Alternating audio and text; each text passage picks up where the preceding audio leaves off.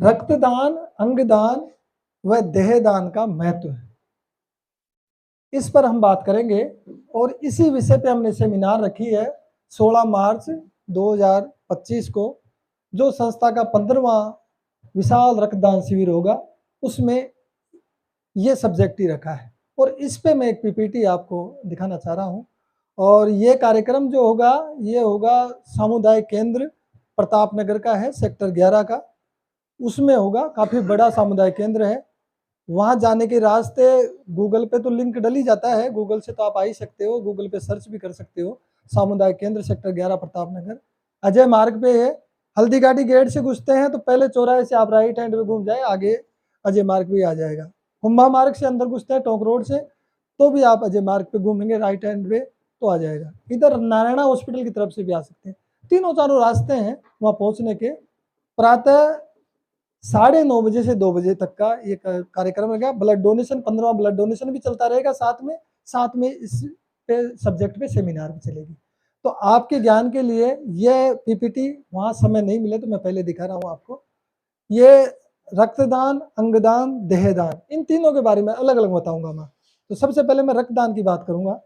रक्तदान, रक्त चढ़ाने की जरूरत क्यों होती है, पहले ये जानकारी होना चाहिए कि रक्त कब चढ़ाया जाता है। कोई दुर्घटना घट जाती है, तब कोई एक्सीडेंट हो जाता है ना अचानक, तो ब्लड निकल जाता है, तो ब्लड की जरूरत पड़ती है उस समय। बहुत ज्यादा ब्लड किसी माध्यम से बह जाता है, प्रसव काल, बच्चा पैदा होता है तो प्रसव काल के टाइम पे ब्लड की जरूरत पड़ती है।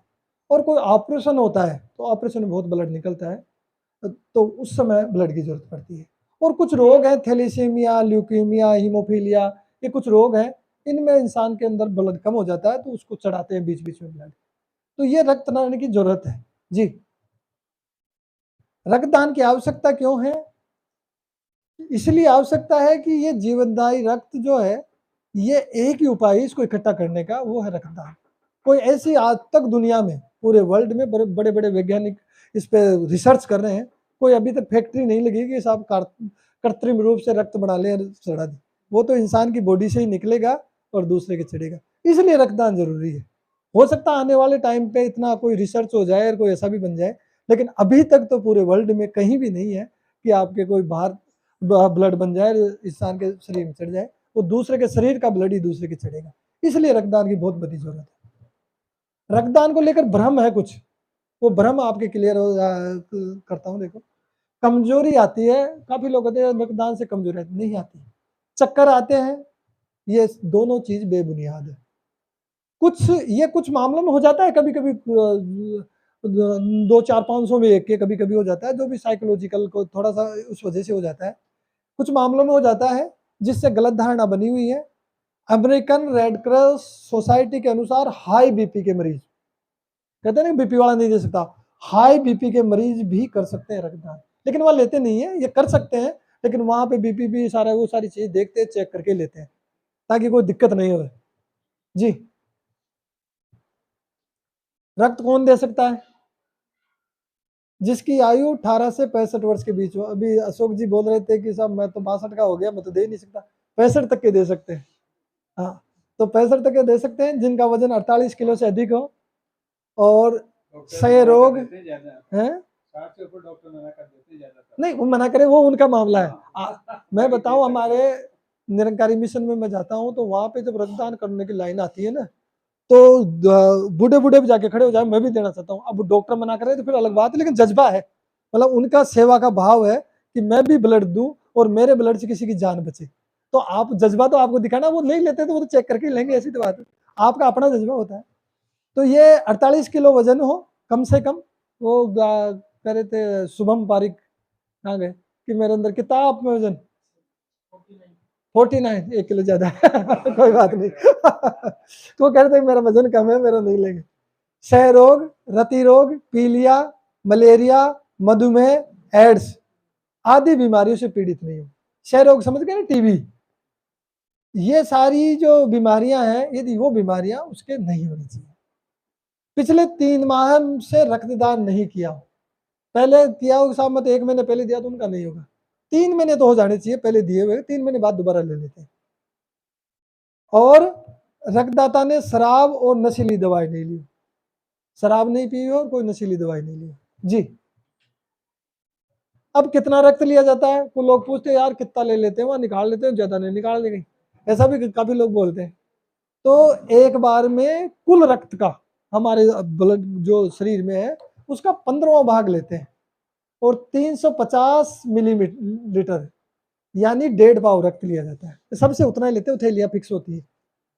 और शरीर 24 घंटों में दिए गए रक्त का तरल भाग की पूर्ति कर देता है। आपने जो रक्त दिया 24 घंटों में वापस पूर्ति हो जाएगी ऐसे कैसे। ब्लड बैंक में जारी करने से पहले पूरे ब्लड की जांच होती है। कईयों के हेपेटाइटिस भी होता है, मेरे पास वापस लेटर आता है, मान लीजिए फोन आ जाता है, मान लीजिए इनका हेपेटाइटिस है, इनको इनका नहीं होगा, तो वहाँ दे देते हैं ब्लड, और फिर वो हेपेटाइटिस वालों को चढ़ा ही नहीं सकते किसी के। तो ये पूरी जांच होती है, जांच होने के बाद फिर सुरक्षित रक्त दूसरे मरीज को चढ़ाते हैं जी। रक्तदान से दाता को लाभ, अब देने वालों को क्या लाभ है भाई, रक्त क्यों दे हम। लाभ देखिए, किसी को जीवन देकर, नव जीवन देकर आनंद मिलता है, नया जीवन दे रहे हो आप, वो तो नहीं तो ब्लड की कमी में काफी लोग खत्म हो जाते हैं।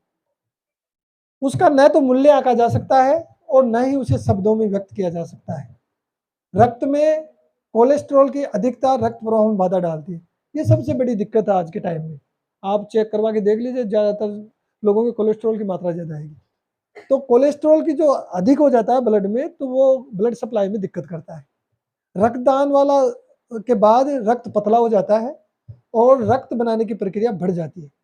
तो ब्लड पतला हो जाता है तो आपका उसमें फायदा मिलता है। ज्यादातर आपने देखा होगा कि जो बहुत अधिक ब्लड डोनेट करते हैं उनको ज्यादातर हार्ट अटैक आता नहीं है। रक्त के कणों का जीवन में सिर्फ 90 से 120 दिन तक का होता है। इनका जो जीवन होता है रक्त के कणों का, वो 90 से 120 दिन का होता है। प्रतिदिन हमारे शरीर में पुराने रक्त का क्षय होकर नया रक्त बनता है, पुराना खराब होता रहता है, नया बनता रहता है जी। निडर होकर करें रक्तदान, कोई डरने की जरूरत नहीं है। कोई स्वागन विधवा ना बने, वृद्ध माँ बाप बेसहारा ना हो, खिलता यौवन असमय काल कलवित न हो। आज किसी को हमारे रक्त की आवश्यकता है, हो सकता है कल हमें दूसरे के रक्त की आवश्यकता पड़ जाए, इसलिए निडर होकर स्वैच्छिक रक्तदान करें। एक वो छोटा सा वीडियो था वो बच्ची वाला, वो दिखा देना 1 मिनट का। बैंक में डिपॉजिट करेंगे ताकि जिसको भी कभी जरूरत हो उसके काम आए।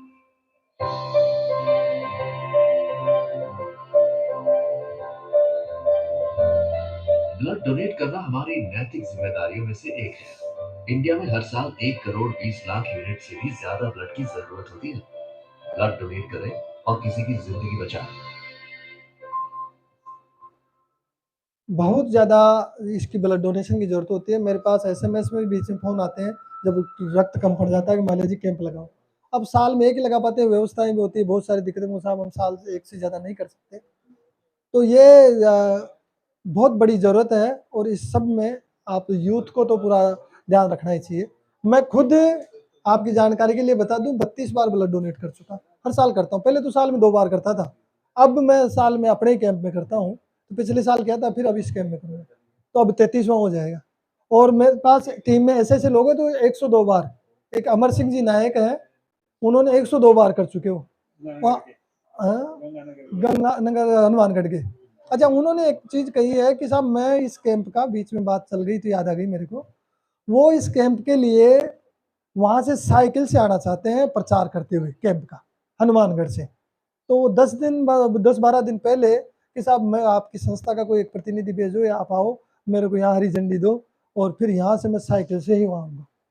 तो उनको हम बुलाएंगे, वे हमारे कमल जी को भेजेंगे, या फिर जो मुख्य तो ये दिखते हैं मेरे को जो, और या फिर उनको मेडा जी को या शेखर जी को, इनमें से कोई तैयार हो जाएंगे तो उनको वहाँ पे जाके और उनको हरी झंडी दे के वहाँ से रवाना करके फिर आएंगे। तो अपनी संस्था के ब्रोशर और इसके पोस्टर ये सारे उनको देके आएंगे, तो आएंगे बीच बीच में संस्था का प्रचार भी करेंगे और कैंप का प्रचार करेंगे। तो पूरा फिर वो जो यहाँ आएंगे तो उनका पूरा स्वागत सत्कार हम मानव से उनका करेंगे। तो ये एक अलग कैंपेन चल जाएगा, साइकिल से यात्रा करके आएंगे जी। ये रक्तदान की बात हो गई। अब दूसरा पॉइंट था रक्तदान, अंगदान और देहदान का, 3 पॉइंट है उसमें। अब अंगदान के बारे में बता देता हूँ। अंगदान का जो मेरा सर्टिफिकेट तो आपने देखा ही, और अभी बीच में एक वीडियो दिखाए थे, वो वीडियो में भी काफी समझ आए, फिर भी मैं बता देता हूँ मोटी मोटी बातें। जी, किसी जीवित या मृत व्यक्ति के शरीर का अंग दान करना अंगदान कहलाता है। इसमें प्रत्यारोपण के उद्देश्य के लिए गुर्दे, हृदय, आंख, लीवर, छोटी आंत, हड्डियों के टिश्यू, त्वचा के टिश्यू और नसों जैसे अंगदान किए जाते हैं। आपूर्ति की तुलना में अंगों की मांग बहुत अधिक है, देने वाले कम है, जरूरत बहुत ज्यादा है। जीवित अंगदाता, दो तरीके के अंगदाता होते हैं। जीवित अंगदाता होता है, जीवित अंगदाताओं को अंगदान करने से पहले संपूर्ण चिकित्सा परीक्षणों की आवश्यकता होती है और मनोवैज्ञानिक मूल्यांकन भी जरूरी है। वो साइकोलॉजिकल उनकी वो भी टेस्ट करते हैं। ये होता है ना, कभी किडनी देते हैं तो परिवार का सदस्य किडनी दूसरे को देता है, तो वो जीवित अंगदाता है। जी, एक होता है मृतक दाता।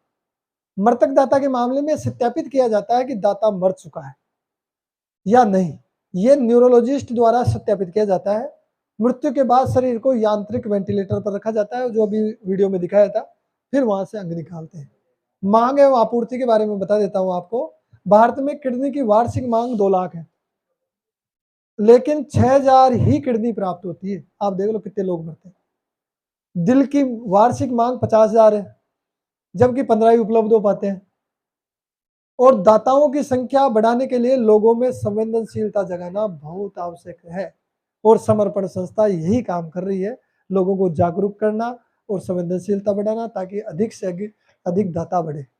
जी, अंगदान सहमति प्रक्रिया, ये एक सिस्टम होता है।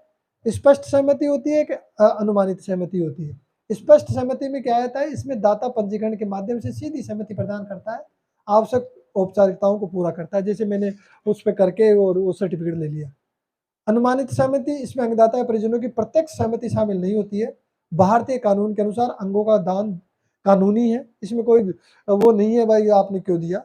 मानव अंगों के अधिनियम THOA 1994 के ये कोई अधिनियम था कि में कोई भी अंगदान कर सकता है। ये वेबसाइट है www.noto.gov.in, इस पे आप सर्च करके देख सकते हैं।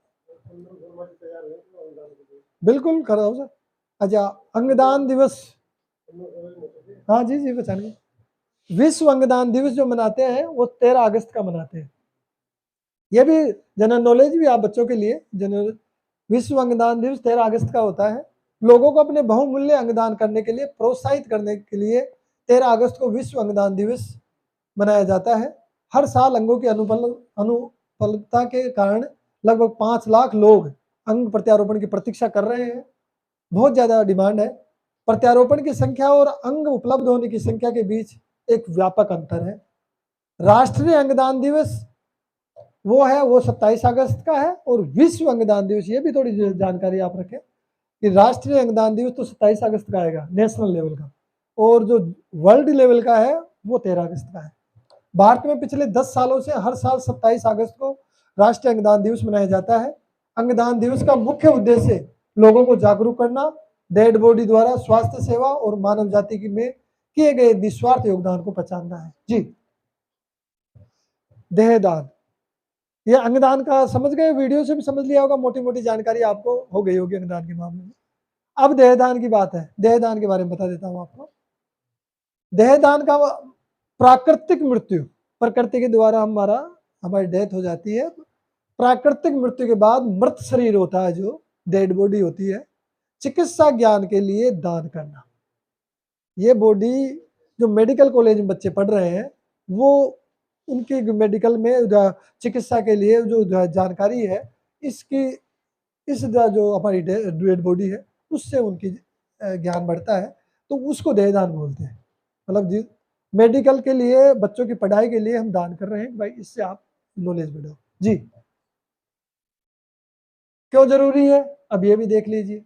समाज को कुशल चिकित्सा देने हेतु उसको मानव शरीर रचना का पूरा ज्ञान होना चाहिए, आवश्यक है। यह केवल मृत शरीर पर परीक्षण से ही संभव है, क्योंकि बॉडी से ही तो सीखेंगे तो जल्दी सीखेंगे ना, और पूरा कुशल चिकित्सक बन पाएंगे।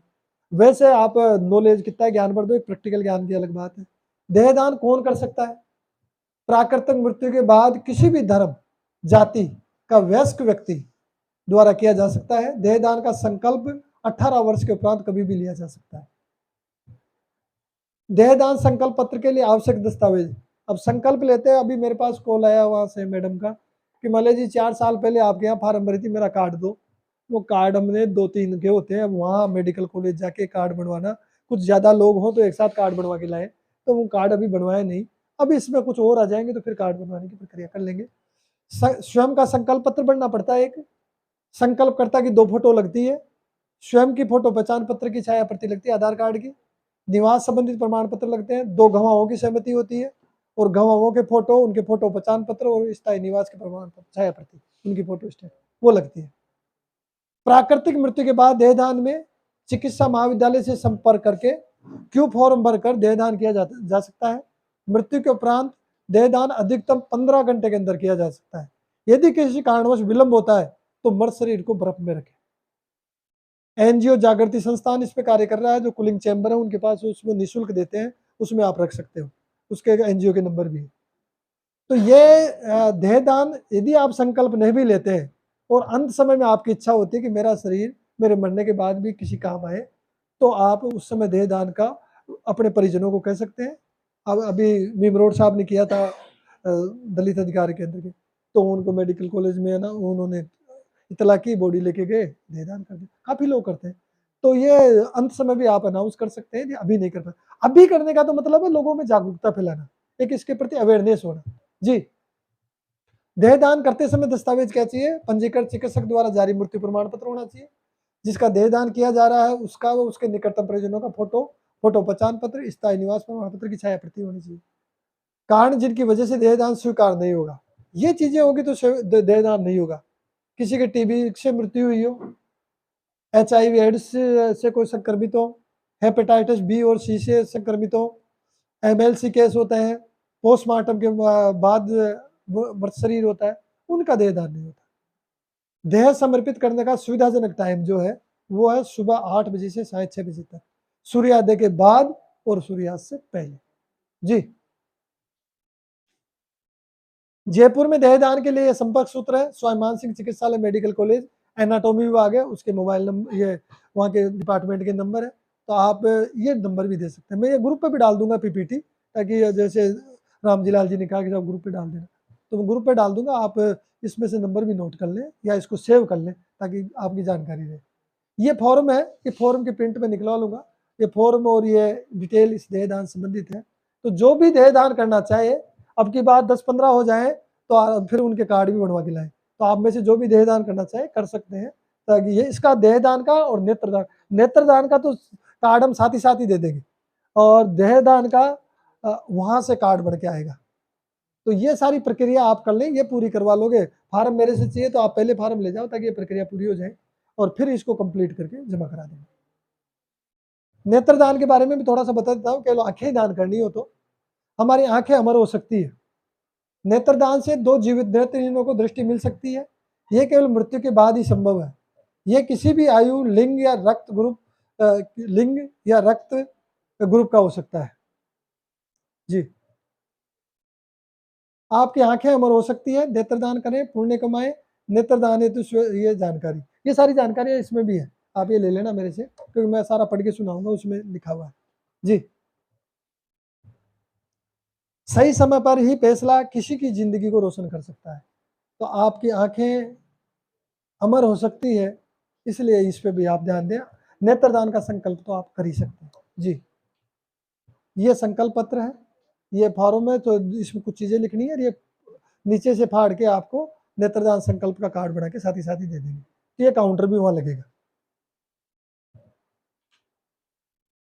तो ये नेत्रदान, रक्तदान, अंगदान, देहदान, नेत्रदान का महत्व पे छोटी सी PPT थी। ये आपकी जानकारी, मुझे आशा है आपको ये पसंद आई होगी और ये आपको लाभकारी सिद्ध होगी। काफी ज्ञान आपको इससे मिला होगा। धन्यवाद।